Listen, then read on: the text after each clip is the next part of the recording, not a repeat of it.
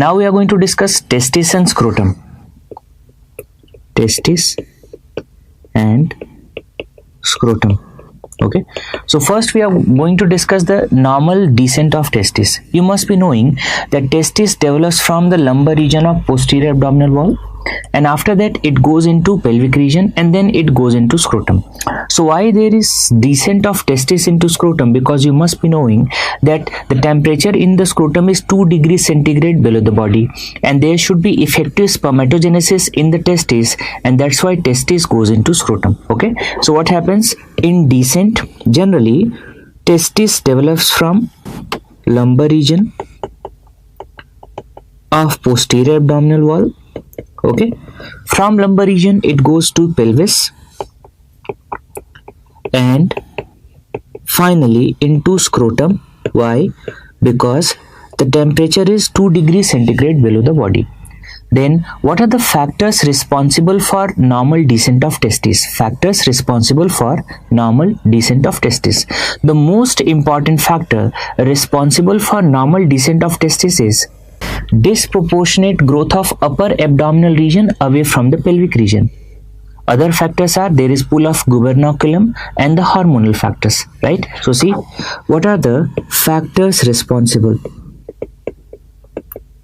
So factors responsible for normal descent of testis. So first, most important, this is frequently asked in exam.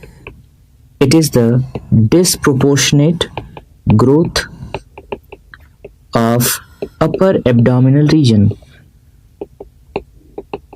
Upper abdominal region away from pelvic region. Away from pelvic region. Clear?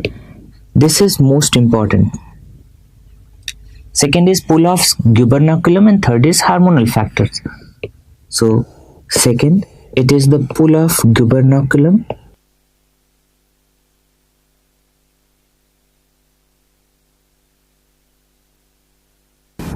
and hormonal factors.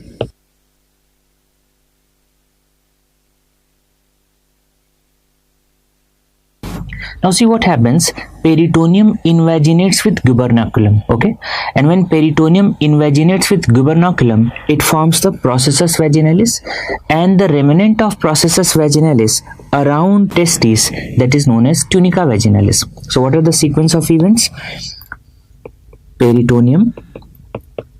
This peritoneum invaginates with gubernaculum. It invaginates with gubernaculum. Okay, and it forms the processus vaginalis. Clear?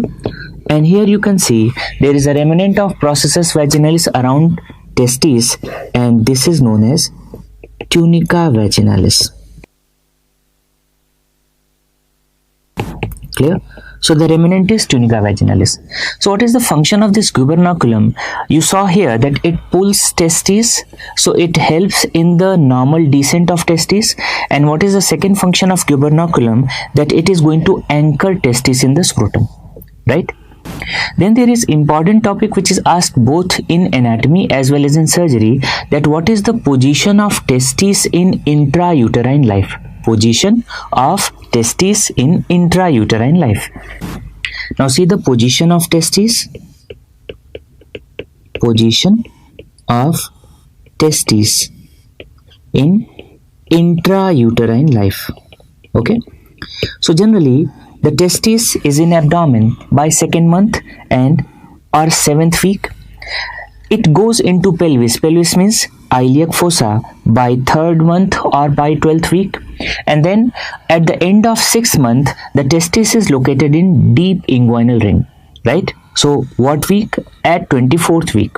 Generally between 25th to 28th week, means around 7th month, it is in the inguinal canal. So it passes inguinal canal during 7th month. Okay, by 8th month means by 29 to 32nd week the testis is in the superficial inguinal ring, and then testis enters the scrotum. At what time testis enters the scrotum? At the beginning of 9th month, and that's around 33rd week, and it is located, or it finally reaches the base of scrotum at the end of 9th month or before birth, so that is 36th week. So this is the position of testis in intrauterine life. Okay, so how to remember? Now see how to remember. So here you can see this is A, this is P,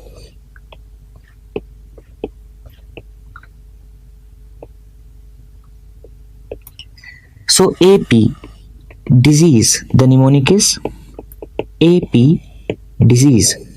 So how to remember? A means abdomen, P means pelvis, D means deep inguinal ring, I means inguinal canal, S means superficial inguinal ring, E means enter scrotum, and AS means it is at scrotum. Okay, so generally abdomen 2nd month, in pelvis it's 3rd month, then deep inguinal ring 6th month, inguinal canal 7th month, superficial inguinal ring 8th month, and enters scrotum at the beginning of 9th month, and it reaches at base of scrotum. So at base of scrotum, end of 9th month. So this is the position of testis in intrauterine life. These timings are asked frequently in exam. So we discussed descent of testis and position of testis in intrauterine life. Now sometimes what happens, the testis doesn't reach scrotum, and when testis doesn't reach scrotum, this is known as undescended testis. So what's the name of this condition? This is known as undescended testis. Okay, what is the incidence of undescended testis? At birth the incidence is 3%, and at 1 year of age it is 1%. So at birth, incidence at birth, this is 3%, and at 1 year of age it is 1%. Right, now see what's the problem. Prematurity and low birth weight, these are two independent risk factors for undescended testis. Prematurity and low birth weight. Now after birth what happens?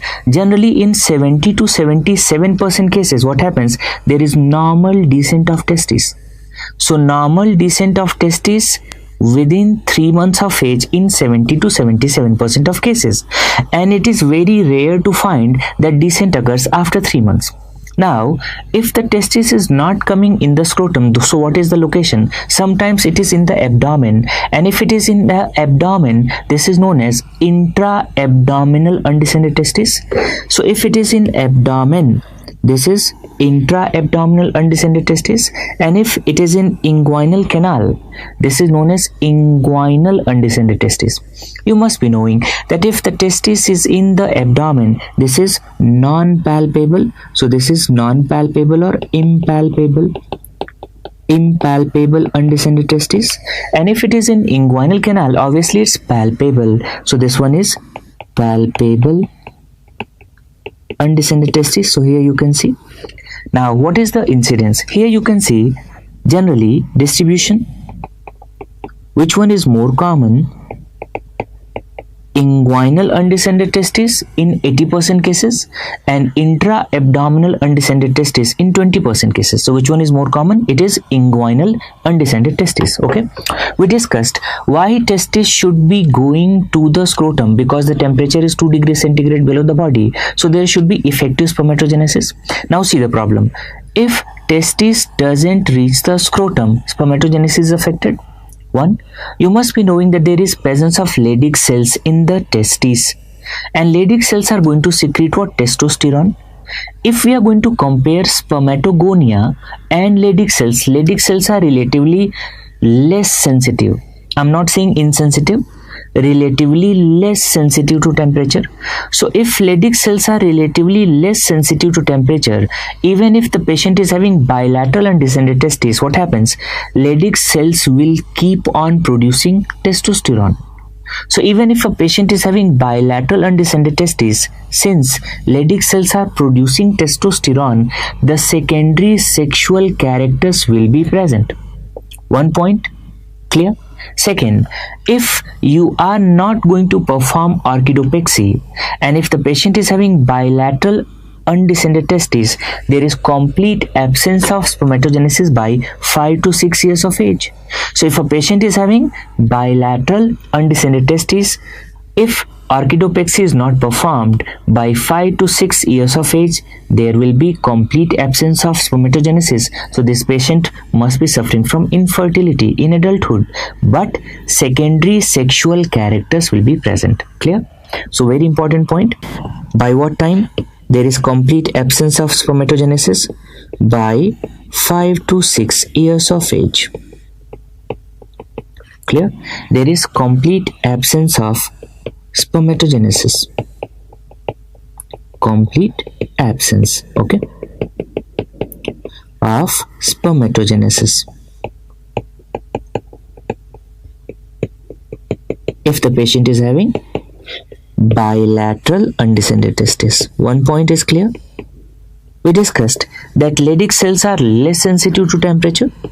So Leydig cells, but these Leydig cells keeps on producing testosterone. Clear? And because of this testosterone, there is presence of secondary sexual characters. So secondary sexual characters will be present. Right? Now see, in undescended testes there is abnormal germ cell histology. Abnormal germ cell histology. And generally this abnormal germ cell histology is seen at 1 to 2 years of age. Most of the changes are seen. Question is asked that earliest abnormality detected in undescended testes, and that is at 1 month of age, and it is hypoplasia of Leydig cells. Okay, so see the histological changes. Histology. So in these patients there is abnormal germ cell histology.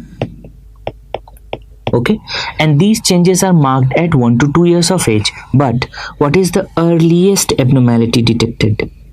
This one is frequently asked in exam. Earliest. And the earliest is hypoplasia of Leydig cells. So there is hypoplasia of Leydig cells. Clear? So what are the abnormalities which are seen at 1 to 2 years of age? The abnormalities which are detected at 1 to 2 years of age. There is degeneration of Sertoli cells. So there is degeneration of Sertoli cells.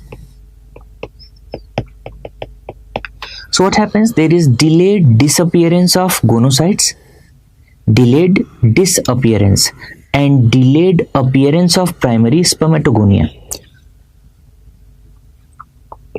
So there is delayed disappearance of gonocytes.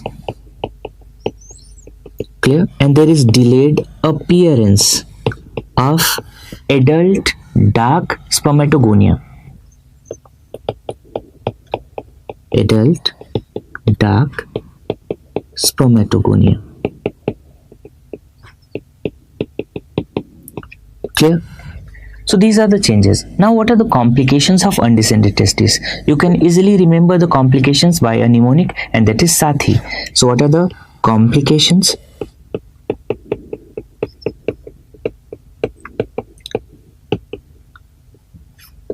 The mnemonic is Sathi.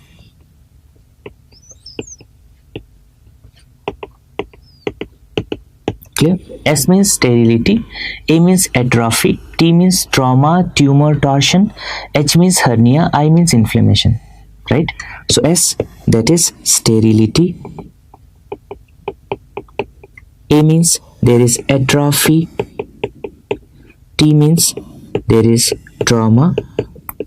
There is tumor, there is torsion, so increased risk of trauma because of abnormal position, increased risk of testicular tumor and torsion. Hernia. So why there is hernia? Because in more than 90% cases of undescended testes, there is patent processus vaginalis, and patent processus vaginalis is a risk factor for hernia. So why hernia? In 90% cases, there is patent processus vaginalis, and I means inflammation. Clear? Now see the important point.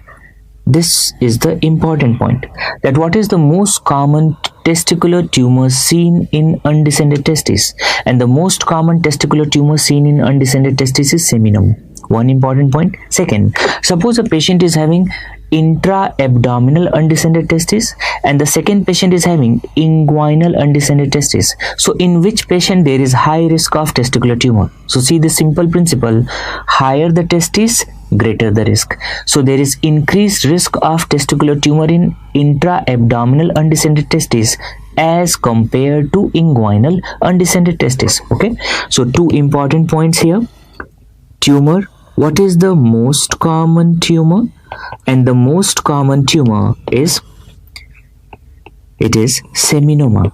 And the simple principle, higher the testes, greater the risk. So which one is having higher risk? Abdominal undescended testes as compared to inguinal undescended testes. Now important point. Undescended testis increases the risk of testicular tumor. So suppose I am going to perform the orchidopexy, means I am placing the testis into the scrotum. It is going to decrease the risk of testicular tumor, or it doesn't decrease the risk of testicular tumor. So what is the problem? It has been seen that the testis in which spontaneous descent is not seen has some component of gonadal dysgenesis, and because of this gonadal dysgenesis there is increased risk of testicular tumor. So even if we are going to perform the orchidopexy, there is some component of gonadal dysgenesis associated, and which is going to increase the risk of testicular tumor. Means orchidopexy doesn't decrease the risk of testicular tumor, it only facilitates early detection of testicular tumor. So what we do, whenever we perform orchidopexy, we are going to tell the parents that you have to keep reminding the patient, when the patient is going to understand the things, that you have to palpate the testes. Okay, and whenever on regular basis, and whenever you are going to notice any kind of mass or any kind of abnormal growth in relation to testes, you have to report immediately. Clear?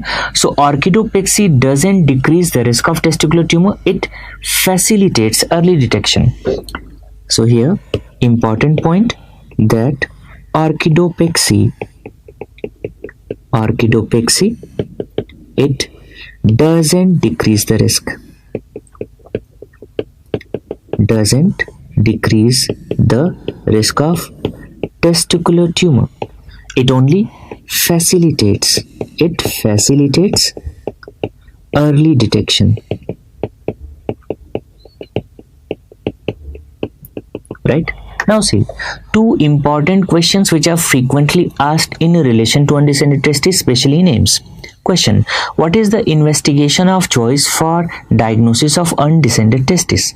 So this is not an investigation, this is a procedure. So what is the investigation of choice for diagnosis of undescended testes? This is inguinal exploration. So we are going to explore the inguinal canal and see the change in the language. Two important points. See, question is asked, investigation of choice for diagnosis of undescended testes, and then answer becomes inguinal exploration. And the question which was asked in names, investigation of choice for diagnosis of non-palpable undescended testes. So if it is non-palpable, it means the testis is located in abdomen, and if it is located in the abdomen, you have to search in the abdomen with the help of laparoscopy, and this is known as diagnostic laparoscopy. Clear? So investigation of choice for diagnosis of, you have to highlight it, it's non-palpable undescended testes, And if it is non-palpable, then the answer becomes diagnostic laparoscopy. Diagnostic laparoscopy. So you have to read the question carefully. Now see this diagram. Whenever we are performing the diagnostic laparoscopy, we are going to the deep ring or internal ring. Clear? And what we are going to trace? We are going to trace two structures. One is vas deferens and second is testicular artery.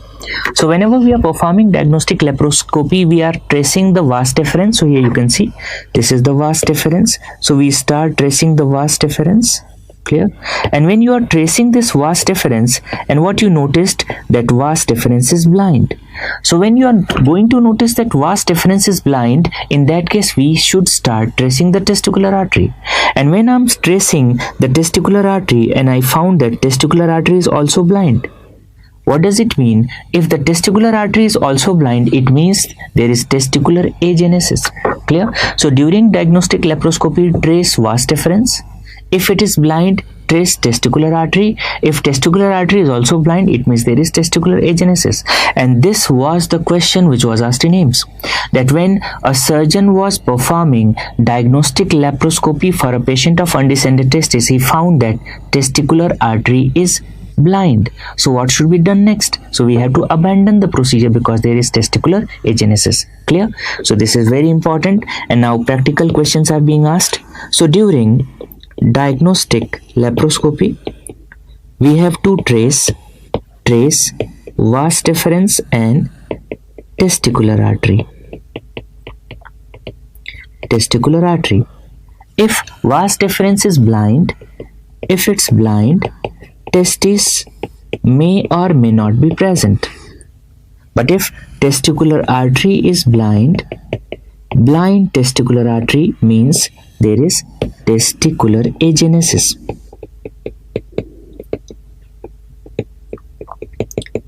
Testicular agenesis. So whenever we are going to find the testis, we have to bring the testis into the scrotum. So we perform what? Orchidopexy. Now comes the question that what is the best age for orchidopexy? And the best age for orchidopexy is 6 months. And it should not be delayed beyond 12 months. So what is the range? Range for orchidopexy is 6 to 12 months. This is the range. Clear? What is the best age? The best age is 6 months and it should not be delayed. You have to remember, it should not be delayed by 12 months. Okay? Now this question was asked many times, especially in AIIMS, and 3-4 times it was asked, and most of the times the options were different. See, first when the question was asked, the options were 7 months, 8 months, 9 months, 10 months. So which of the following is best age for orchidopexy? 7 months, 8 months, 9 months, 10 months. Then 10 months, 9 months, 10 months, 11 months, 12 months. In third question, 1 year, 2 years, 3 years, 4 years. Clear? So which option you will choose? So you will choose the option which is closest to 6 months. So if we have to choose, here we will choose 7 months. In 9, 10, 11, 12 months, we have to choose 9 months. And if it's 1 year, 2 years, 3 years, 1 year, 2 years, 3 years, 4 years, then 1 year. Clear? Now what are the named orchidopexies which are performed? So see, the named orchidopexy, named orchidopexy.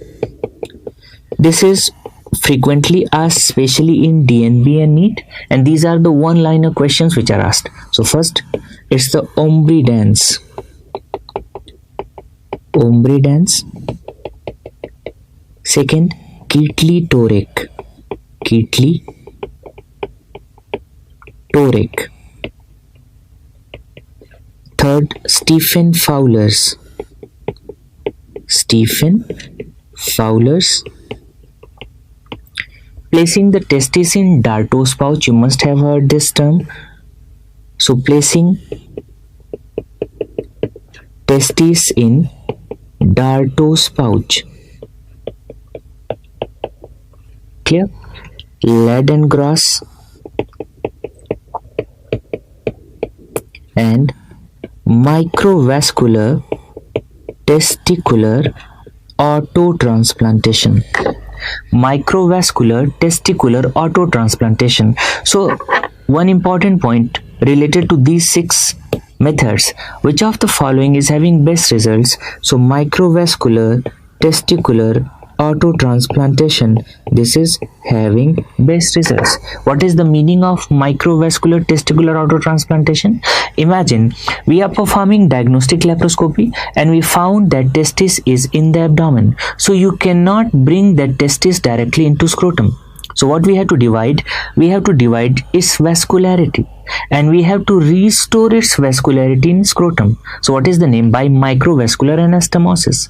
So that's why the name is autotransplantation, because patient's own testis is being used. And what kind of anastomosis? Microvascular anastomosis is being done. So these are the types of orchidopexy performed for undescended testes. Then 2 terms are asked. One is ectopic testis and the second is retractile testis. Now just dissect the terms. Ectopic means abnormal location. So what? Normally developed testis with abnormal location, this is known as ectopic testis. Now term is retractile testis. Retractile testis means normally developed testis with normal descent, but this testis moves back and forth between scrotum and groin. So one by one we are going to discuss. First, ectopic testis.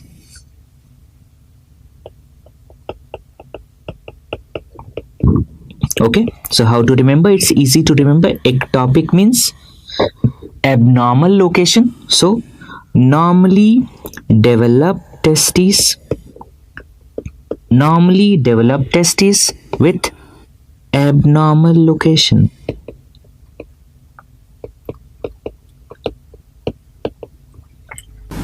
In this case, what's the problem? Till inguinal canal, in ectopic testis, till inguinal canal there is normal descent. But what is the problem? Because of abnormality of gubernaculum, the testis is not going into the scrotum. So it is found somewhere in the groin. So what is the problem? There is normal descent till inguinal canal. Normal descent till inguinal canal. Okay. But what's the problem? Because of abnormality of gubernaculum, this testis is located in groin. It is not going to reach the scrotum. So one important question which is frequently asked related to this ectopic testis, that what is the most common location of ectopic testis? So these are the locations. The most common location, it's in superficial inguinal pouch. So this is the most common location.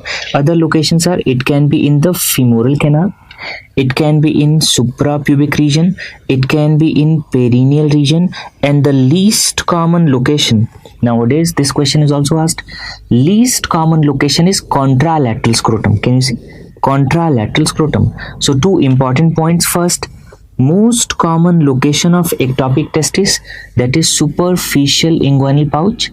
Least common location is contralateral scrotum. Okay, so what we saw in this, that in ectopic testis the development of testis is normal, only descent is abnormal, and descent till inguinal canal is normal, but overall descent is abnormal. So in this case, what we have to perform? We have to perform the orchidopexy. We discussed that in undescended testis, what is the best age for orchidopexy? That is 6 months. And in ectopic testis also, the best age for orchidopexy is 6 months. In undescended testis, it should not be delayed beyond 1 year, means beyond 12 months. And here, it should not be delayed beyond 2 years in ectopic testis. So here, what's the treatment of ectopic testis? We perform orchidopexy. Okay. And for this orchidopexy, what's the best age? And that's 6 months. and it should not be delayed,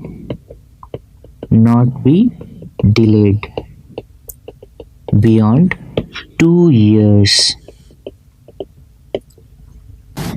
Now see the retractile testis. It's retractile. Retractile testis means moves back and forth.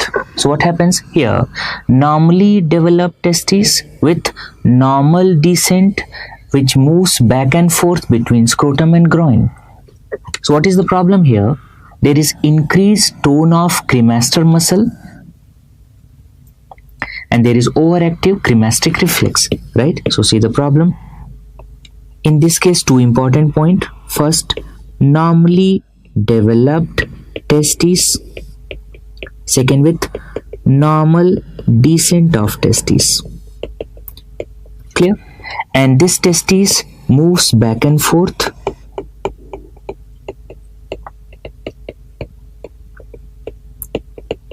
between scrotum and groin. So why? Because of overactive cremasteric reflex.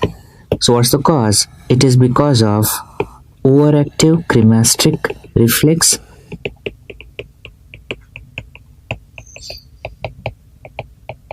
okay, and increased tone of cremasteric muscle. So there is increased tone of cremasteric muscle, right? Now in this case, is there any need of treatment or not? So see here, the testis is normally developed and there is normal descent of testis, and that's why what? Treatment is not required. So here no treatment is required. Clear? So generally treatment is not required in retractile testis. Now we are going to discuss acute epididymoarthritis, okay? And it is very easy to understand. Acute epididymoarthritis. Epididymoarthritis means there is inflammation of epididymis and testis. Okay. So why? What is the source of infection? What is the root of infection? See, this is the bladder, this is the prostate, this is the urethra, this is the vas deferens, and this is the testis. In majority of cases, what happens? There is ascending bacterial infection. So what happens? There is ascending bacterial infection. So what are the roots or what are the causes? Either it's because of sexually transmitted disease or it's because of urinary tract infection, right? Now there is ascending bacterial infection. So see, via urethra this infection is reaching prostatic urethra. Via prostatic urethra it is reaching the epididymis and then it can involve the testes. Clear? So this is the root. So in these cases, if there is inflammation of epididymis only, this is known as epididymitis. And if with epididymis there is involvement of testis also, this is known as epididymoarthritis. Clear? Now, if the patient is sexually active, generally it's the sexually transmitted disease which is responsible, and the most common organism is what? Chlamydia. And if patient is not sexually active, or patient is a child, elderly patients are there, or homosexuals are there, what happens? The most common organism responsible is E. coli, right? So in acute epididymoarthritis, it's because of ascending bacterial infection. Ascending bacterial infection. Clear? So if the patient is sexually active, so what's the most common organism responsible? Most common organism in sexually active male, age less than 35 years. Clear? So in these patients, it's chlamydia. Right? In children, elderly and homosexuals, it's E. coli. So in children, in elderly and in homosexuals. Clear? In these groups, it's the E. coli. Clear? Now see, these patients are coming to us. Generally, adults, sexually active males are coming to us. They will not give the history of contact, but they will tell you that, sir, I'm having burning micturition, I'm having low grade fever, and patient also complains that there is pain in inguinoscrotal region. Most of the patients are having pain in inguinal region. Why? Because there is inflammation of epididymis. Okay, so the clinical features. So these patients have burning micturition, there is low grade fever, and there is pain in inguinoscrotal region. There is pain in inguinoscrotal region. Clear? When these patients are coming to our OPD, we are going to perform the examination. Now see, whenever I'm going to elevate the testis, suppose this is the testis and I'm going to elevate the testis. In these cases, the pain is because of inflammation. So when you elevate the testis, pain is relieved. This is known as prehensign. So prehensign is positive. And if we are going to check for cremasteric reflex is present. Now we are going to palpate the cord is thickened. So these are the findings of examination. So what you are going to find on examination? So on examination, prehensign is, it's positive. So what is prehensign? On elevation of testis, pain is relieved and cremasteric reflex is present. Cremasteric reflex. Clear? This is present. And what else? Cord is thickened. So there is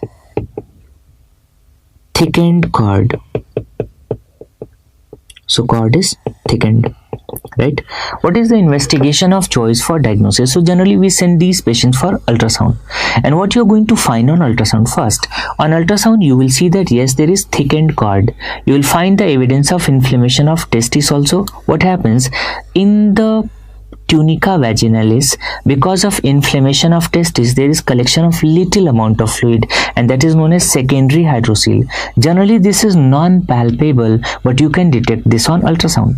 And you must be knowing one very important fact, that what is the most common cause of secondary hydrocele worldwide, and the most common cause is epididymoarchitis. Clear? So what we are going to find on ultrasound?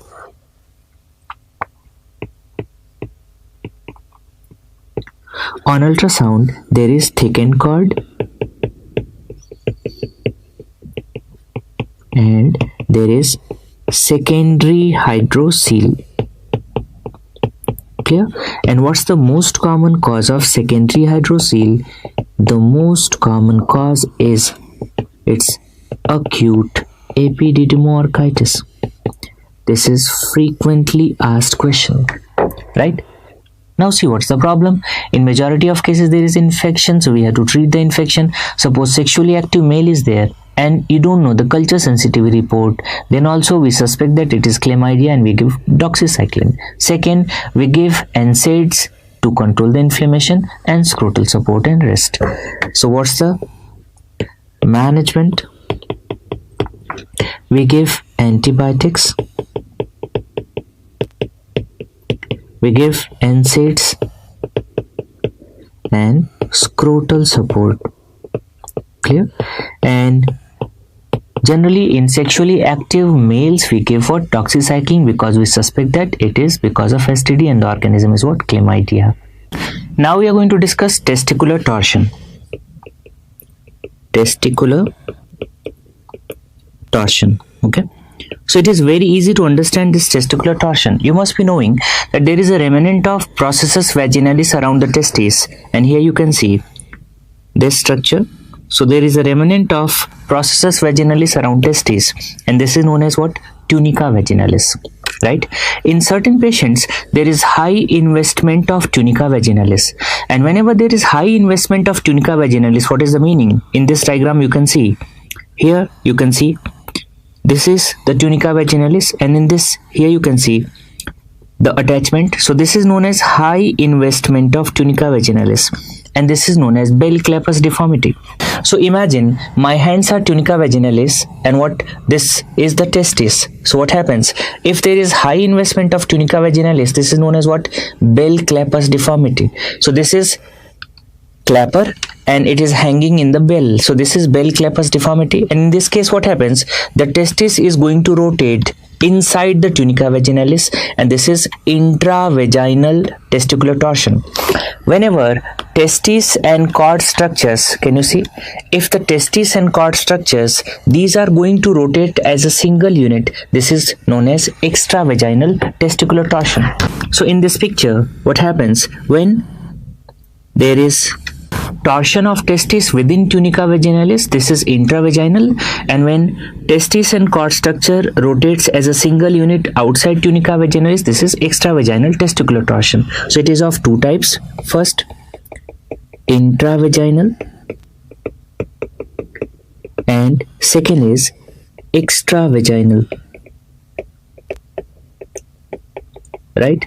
Which one is more common? Intravaginal testicular torsion is more common, right? Generally, this intravaginal testicular torsion, in which particular age group it is seen? It is seen in 10 to 25 years of age, right? So it is seen in pre-pubertal adults. So one by one we are going to discuss.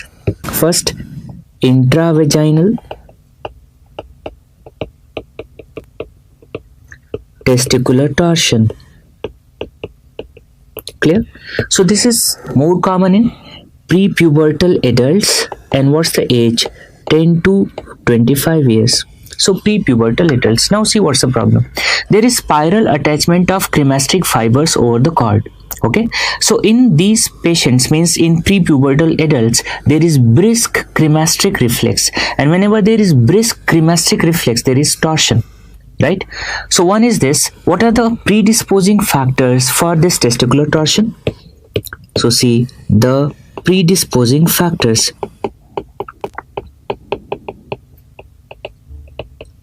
Right? So the most common predisposing factor is inversion of testis, means upside down testis. So first is inversion of testis. Second, bell clapper's deformity. And we discussed what's the problem in bell clapper's deformity. There is high investment of tunica vaginalis. And third, separation of epididymis from the body of testis. Okay, so separation of epididymis from body of testis. Clear? Now problem, whenever there is testicular torsion, so because of this testicular torsion, what happens? There is ischemia of the testes. We discussed that in the body, in any organ at any point of time, if there is ischemia, immediately what's the problem? Patient will start having pain. So what is the problem? Because of this ischemia of testis, patient is having severe agonizing pain. Not only pain, with this pain, patient is having nausea and vomiting also. So what are the clinical features? Since patient is having ischemia, so in these patients there is severe agonizing pain.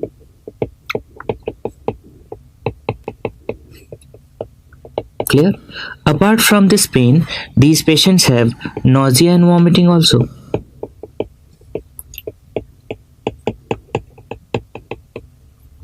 Now imagine in this patient there is torsion. So can you see, if there is torsion of testis, so the affected testis is relatively higher or lower in the scrotum. So you will notice that the position of testis will be relatively higher. So what happens? There is high riding testis. Okay, so affected testis will be high lying, but the contralateral testis will be normally lying. Right? In these patients, if we are going to elevate the testis, the affected testis, if we are going to elevate the testis, what? Pain is not relieved. Why? Because this pain is because of ischemia, it's not because of inflammation. So what? This Brehan sign is negative. And if we are going to check for cremasteric reflex is absent. So what are the findings we are going to see on examination? There is high riding testis.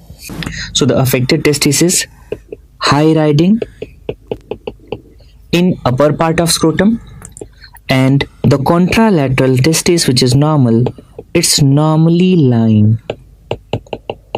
Clear? So what happens? The affected testis is high riding. So in childhood you might have seen one serial, Vikram and Vetal. Yes. So Vikram is on the ground and Vetal is hanging from the tree, means high line. So this high riding testis, affected testis is high riding, and this is known as Deming sign. This is known as Deming sign. And the contralateral testis, which is normally lying placed transversely, this is known as angel sign. Clear? So what is Deming sign? The affected testis is high riding in scrotum, that is Deming sign.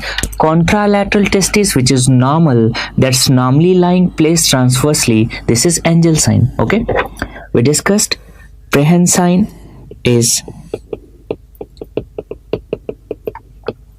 negative and cremasteric reflex, that's absent. Clear? Okay, now what is the investigation of choice for diagnosis of testicular torsion? It is Doppler or duplex. So see, it's very easy to understand what is ultrasound, what is Doppler, what is duplex. So the ultrasound is for anatomical details. We perform ultrasound for anatomical details. Clear? And we perform Doppler to assess the flow, and when both of these are combined together, this is known as duplex. Clear? So when you want to see both the anatomical details as well as the flow, we go for what? Duplex. In testicular torsion, because of this torsion, the vascularity of the affected testis is compromised. So you want to see the flow to the testis, which is compromised. So what is the investigation of choice for diagnosis? It's the Doppler. Doppler is investigation of choice for diagnosis of testicular torsion. Clear? Not only testicular torsion, the conditions in which we want to see the flow, like varicocele, like portal hypertension, in all these cases there is, in varicocele and in portal hypertension there is increased flow, in testicular torsion there is decreased flow. So this Doppler is investigation of choice for diagnosis of testicular torsion, for varicocele and for portal hypertension. Simple. And duplex, in which you want to see the flow as well as anatomy. Like in varicose vein, we want to see the flow as well as anatomy. In deep venous thrombosis, so duplex here, duplex, it's investigation of choice for diagnosis of varicose vein and deep venous thrombosis. This is simple concept. So for investigation, means for diagnosis of testicular torsion, we go for Doppler, right? Testicular torsion is an emergency, and within 4 hours orchidopexy should be performed. We discussed priapism. In priapism, the intervention should be done within 6 hours, whereas in testicular torsion, the orchidopexy should be performed within 4 hours. Now see how we do.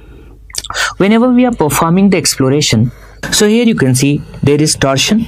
So whenever we are going to perform the exploration, first the testis in which there is torsion, we have to explore that and we have to detorse it so that its vascularity should be maintained. Okay. After detorsing the affected testis, what happens? We have to explore the contralateral scrotum. Why we have to explore the contralateral scrotum? Because in testicular torsion there is what? There is bell clappus deformity, and which is bilateral. So if we are going to explore the contralateral scrotum and we found that there is presence of what? Bell clappus deformity, so in that case bilateral orchidopexy should be done. So how we are going to manage this condition? First we perform the orchidopexy. So for affected testis, so you have to explore, detorse the testis and perform the orchidopexy. Second, contralateral hemiscrotum should be explored. So explore contralateral hemiscrotum. In all cases, we are not supposed to perform the bilateral orchidopexy. So if there is presence of bell clappus deformity, so if there is presence of bell Clapper's deformity. Clear? In that case only bilateral orchidopexy is done. So we have to perform bilateral orchidopexy if there is Bell-Clapper's deformity. This is one situation. Second, certain patients are coming to our emergency from rural area, right? And suppose patient is coming after 1 day, after 10 hours, after 12 hours, and we are sending this patient for Doppler, and on Doppler you found that there is no vascularity left. You found that testis is totally ischemic. So if testis is ischemic, in this case we have to perform orchidopexy or orchidectomy. So if the testis is ischemic, we go for orchidectomy, and after performing orchidectomy we may place a prosthesis inside scrotum. If the patient is having ischemic testis, for ischemic testis we go for orchidectomy. Clear? Plus minus placement of prosthesis. Okay, so this is the management of intravaginal testicular torsion. Now see what are the types of extravaginal testicular torsion, in which testes and cord structures are going to rotate as a single unit. This extravaginal testicular torsion is further divided into prenatal and postnatal. Prenatal and postnatal. Okay, so what happens in this prenatal testicular torsion? It occurs during pregnancy, right? So if it is going to occur during pregnancy, what's the problem? In this case the testis is non-viable, so we are going to find a hard testis in inguinal canal which is fixed to the skin. So if the testis is non-viable, what is the treatment in prenatal testicular torsion? In prenatal testicular torsion, which is extravaginal, we have to go for orchidectomy. But in postnatal extravaginal testicular torsion, it occurs after birth. So here we have to perform what? Orchidopexy. So this prenatal testicular torsion, generally it occurs during pregnancy.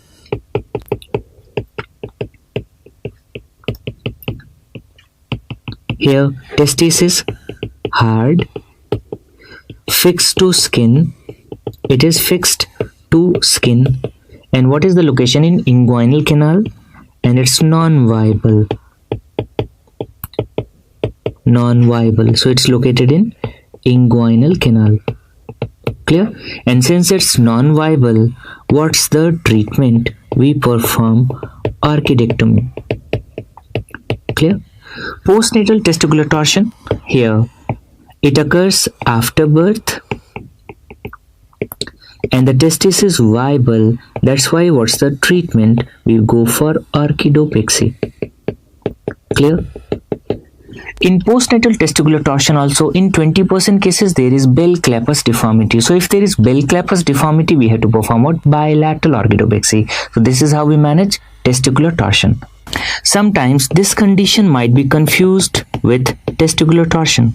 So what happens in this condition? Can you see? This is the testicular appendage. Okay, so in certain patients there is twisted or torsion of testicular appendage, and whenever there is torsion of testicular appendage, in that case also what happens? There is ischemia and there is pain. If we perform the examination, here you can see, can you see the blue dot here? So if you perform the examination, you will find this blue dot. So what's the name of this sign? This is blue dot sign. So this blue dot sign is seen in which condition? Twisted testicular appendage. Now we are going to discuss very important topic, hydrocele. Hydrocele. Okay, so what is the definition of hydrocele? Hydrocele is collection of fluid within layers of tunica vaginalis, right? So see the anatomy. Here you can see this is the testis, this is the cord structure, and this is the remnant of processus vaginalis around the testis. This is tunica vaginalis. Within the layers of tunica vaginalis, what happens? There is collection of fluid. So whenever there is collection of fluid within the layers of tunica vaginalis, this is known as vaginal hydrocele. So what's the name? So the most common type is, it's the vaginal hydrocele. Clear? Vaginal hydrocele is divided into primary vaginal hydrocele and secondary vaginal hydrocele. You must have seen a patient of hydrocele in the ward, and most of them are having primary vaginal hydrocele. You have seen the effect, you have seen that it's tense, it's large, and the testis cannot be filled separately. We perform the trans illumination test also. So this vaginal hydrocele is further divided into two types. One is primary and second is secondary. Okay, so which one is more common? Overall, most common type of hydrocele, vaginal hydrocele. In vaginal hydrocele, which one is most common? So primary is more common, right? So you have seen it's large, it's tense, and here testis cannot be filled separately. So in this case, testis cannot be filled separately.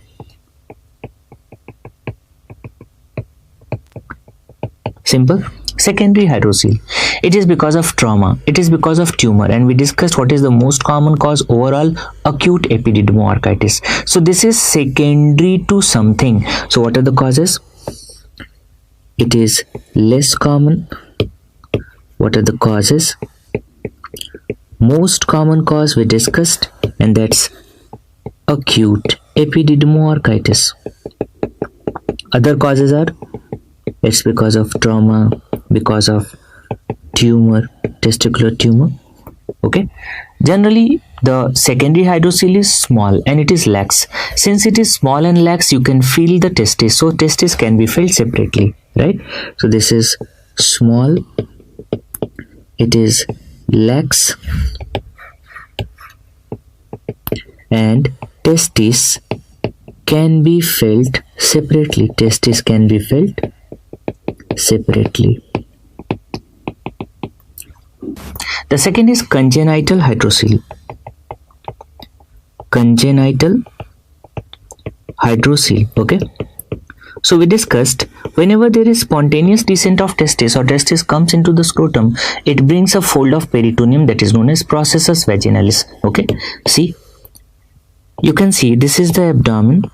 So whenever this testis is coming into the scrotum, it brings a fold of peritoneum, and that's known as processus vaginalis. In majority of cases, the processus vaginalis is going to be obliterated after birth. But what happens? In certain patients, it is patent. So in congenital hydrocele, there is patent processus vaginalis. And because of this patent processus vaginalis, what's the problem? Can you see? It is going to communicate with peritoneal cavity, right? So after birth, mother will come to you taking the baby. Mother will tell you that, sir, whenever I place the baby in this upright posture, I notice that there is a swelling, and whenever I place the baby in supine position, swelling disappears.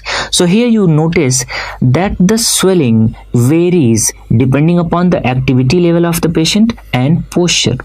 So what? There is communication between peritoneal cavity and processus vaginalis. So this is patent processus vaginalis and this is congenital hydrocele. What is the good thing? That by 2 years of age, there is spontaneous obliteration of this patent processus vaginalis. So what we have to do? We have to observe the patient for 2 years of age or by 2 years of age. Now the problem. Suppose it is not going to obliterate by 2 years of age. Okay, so what kind of surgery should be done? This is the favorite question of examiners. First, you have to understand that whether this is a type of hydrocele or this is a type of hernia. So strictly speaking, this is hydrocele, but actually speaking, this is hernia. But why it is not fitting into the definition of hernia? Because what is the definition of hernia? Hernia means it's the abnormal protrusion of viscus or part of viscus through the wall of its containing cavity. So here there is communication, but there is no viscus. And if you are not going to treat this patient over a period of time, what will happen? After some time or over a period of time, if there is no spontaneous obliteration, what viscus will start coming into this processus vaginalis, which is patent. So what is the treatment for congenital hydrocele? We have to perform what? Herniatomy. So it's the herniatomy which is the treatment of choice. Okay, so it is characterized by patent processus vaginalis. Generally, spontaneous obliteration occurs by 2 years of age. Okay, even after 2 years of age, if it persists beyond 2 years of age, in that case the treatment of choice is herniatomy. If it persists beyond 2 years of age, treatment of choice is herniatomy. Now see this condition. Here you can see that this is the testis and this is what? The tunica vaginalis. Now in this case you will notice that the processus vaginalis is patent up to the top of testis. So if the processus vaginalis is patent up to the top of testis, clear, or where it shuts off from tunica vaginalis, this is known as funicular hydrocele. So what is funicular?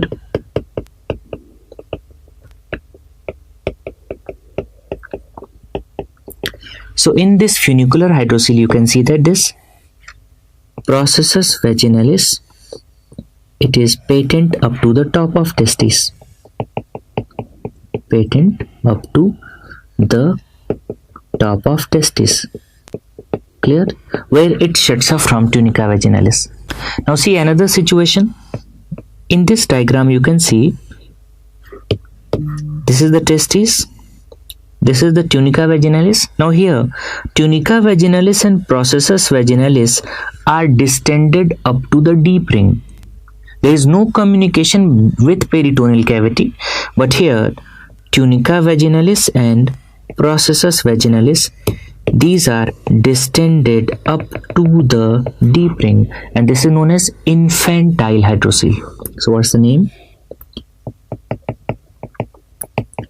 This is infantile hydrocele.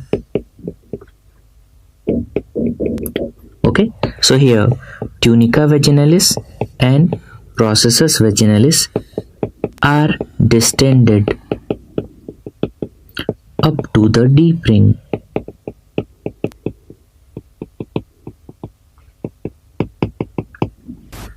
Now see this situation. In this situation you are going to notice that this is the testis. Clear? This is the tunica vaginalis. So there is obliteration of upper and lower part of processus vaginalis. So there is obliteration of upper and lower part of processus vaginalis with collection of fluid within this part. Now obliteration of upper and lower part. So what happens? There is a cystic swelling in relation to cord. So whenever you pull the testis below, the swelling moves down, and if you release the testis, the swelling moves up. So this is known as hydrocele of what? Cord, because there is cystic swelling in relation to cord. So this is known as hydrocele of cord, and it is characterized by obliteration of upper and lower part of processus vaginalis. So here there is obliteration of upper and lower part of processus vaginalis with fluid collection, and there is a cystic swelling in relation to cord. So this is hydrocele of cord. Another term is hydrocele in bisac, also known as bilocular hydrocele. So what's the name? Another condition is hydrocele in bisac, also known as bilocular hydrocele. So here you can see the term is self-explanatory. What? How many sacs are there? Bisac means there are two sacs. How many locules are there? Bilocular means there are two loculi. Okay, so see, so in this case there are two sacs which are communicating with each other near neck of scrotum. Can you see? This is one part of sac, this is another. So both of these sacs are communicating with each other near neck of scrotum, and what happens? There is fluid collection. Clear? So if we press the lower one, there is increase in size of upper one, and if you press the upper one, there is increase in size of lower one. So two sacs communicating with each other near neck of scrotum. This is hydrocele in bisac or bilocular hydrocele. For the first time, one question was asked in AIMS, and the question was hydrocele of hernia sac.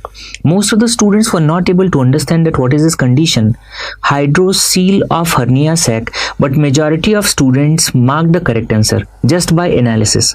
So the term is hydrocele of hernia sac. It means in the hernia sac there is collection of fluid. So why there is fluid collection in hernia sac? See, so imagine that this is the testis. Clear? This is the cord structure, and see, this is what the hernia sac. Okay, now whenever the neck of the sac is closed because of adhesions, or it is plugged by omentum. So when the neck is closed by adhesions or plugged by omentum, what happens? There is fluid secreted within the sac by peritoneum, and the fluid is going to collect. So what? There is fluid collected in the hernia sac, right? So this is known as hydrocele of hernia sac. And what is the treatment? So this was the question in AIMS. What is the treatment of hydrocele of hernia sac? So we have to perform what? Herniotomy. So this is very important. Hydrocele of hernia sac. Clear? So in this case, neck of sac, what? Neck of sac is either closed by adhesions, or this is obliterated by omentum. Clear? And because of this, what's the problem? There is retention of fluid secreted by peritoneum. So retention of fluid. Clear? And in this case, what's the treatment? The treatment of choice is herniotomy. Is the herniotomy. Now see the diagrammatic representation of various types of hydrocele. See, in the first, you can see that there is patent processus vaginalis. Can you see? There is communication with peritoneal cavity. So what's the name of this hydrocele? This is congenital hydrocele. See the second one. Here you can see that the processus vaginalis is distended, or it is patent up to the top of testis. So since it is patent up to the top of testis, this is which one? This is funicular. Okay. See third one. If you see third one, this is tunica vaginalis, and this is processus vaginalis. This is distended up to the deep ring. So which type? This is infantile. Now see the fourth. Here you can see there is obliteration of lower and upper part of processus vaginalis with fluid collection in this central part. So this is hydrocele of cord. This is hydrocele of cord. See the fifth one. Here you will notice that there is fluid collection within the layers of tunica vaginalis. Clear? So what is the type? This is vaginal hydrocele. Clear? Now see, this is the neck of scrotum, and you will notice how many loculi are there? 2, right? So there is presence of 2 sacs or 2 loculi. So this is what? This is bilocular hydrocele or hydrocele in bisac. In 7th picture, you will notice that what? Testis is normal, cord is normal, right? But here you notice that what? There is hernia sac, and here you notice that there is omentum which is obliterating or plugging the neck of hernia sac, and because of this there is collection of or retention of fluid within hernia sac. So this is hydrocele of hernia sac. Clear? So these are the types. How we treat? So if there is small hydrocele, we just go for large plication of sac. So we plicate the sac. So large plication of sac. Whenever there is medium sized hydrocele, what we do? Can you see? We are going to perform eversion of sac. And if there is medium sized hydrocele, we go for eversion of sac. If there is large hydrocele, we go for excision of sac. So what are the treatment options? We go for small sized hydrocele, we go for large plication of sac. Okay, for medium sized hydrocele, we go for Jaboulet's, and you might have seen this surgery. Sometimes we perform it under local anesthesia, and it is also performed in spinal anesthesia. So Jaboulet's eversion of sac. Eversion of sac for large hydrocele. If you go to rural areas, especially of UP and Bihar, so what happens? The people who are above 50 or 60, they have large hydrocele, some of them, and some of them are having even bilateral large hydrocele, and they are least bothered, right? But if some patient is coming for the treatment, the patient is having this hydrocele for last 15, 20, 30 years. And what is the problem?